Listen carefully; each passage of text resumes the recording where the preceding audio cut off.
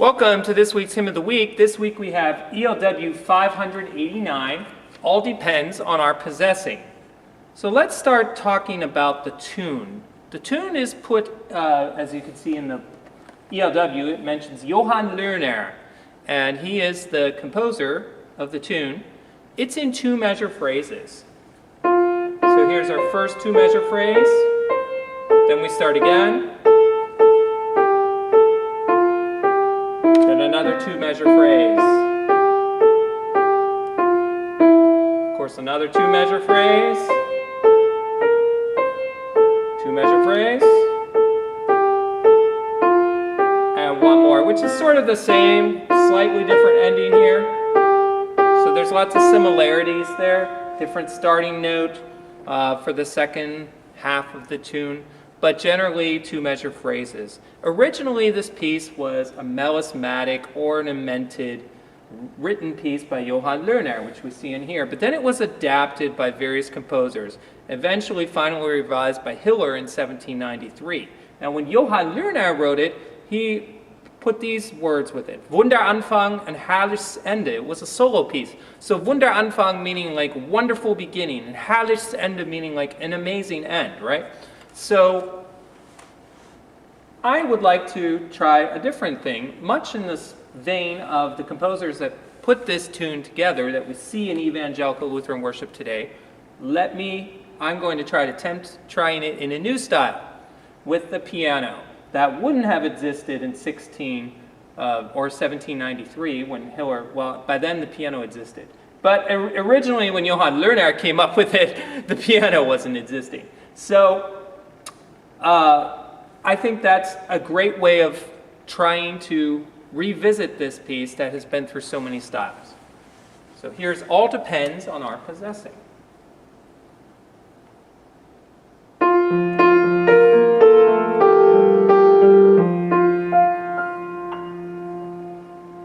All depends on our possessing God's free grace and constant blessing. No earthly wealth depart. They who trust with faith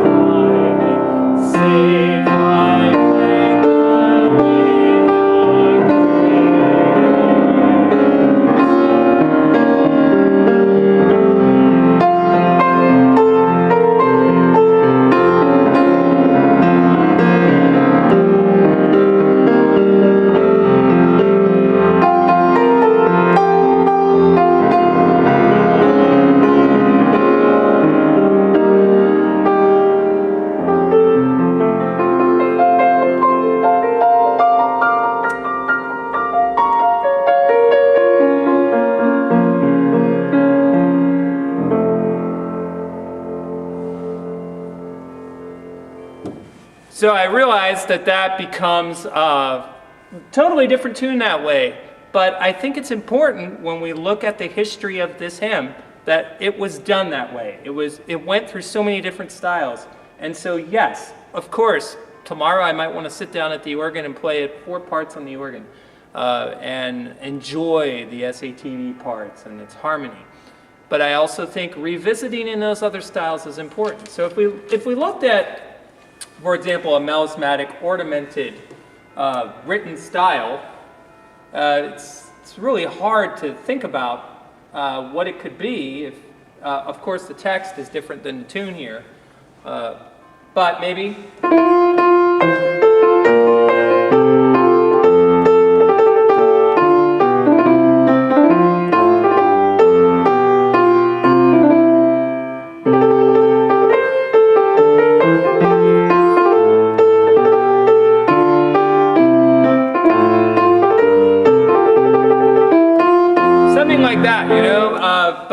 I have no idea.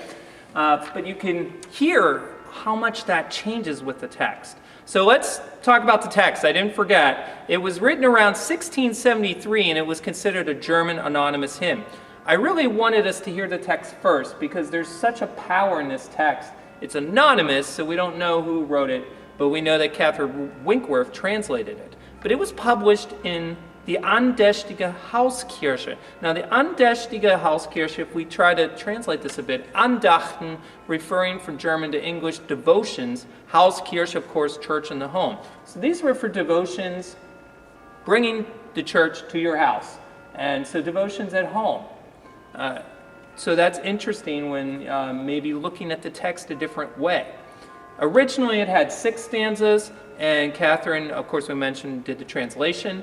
And our version in the Evangelical Lutheran Worship removes the male pronouns. So I'm going to go through the first verse again, and thank you very much for listening to Hymn of the Week.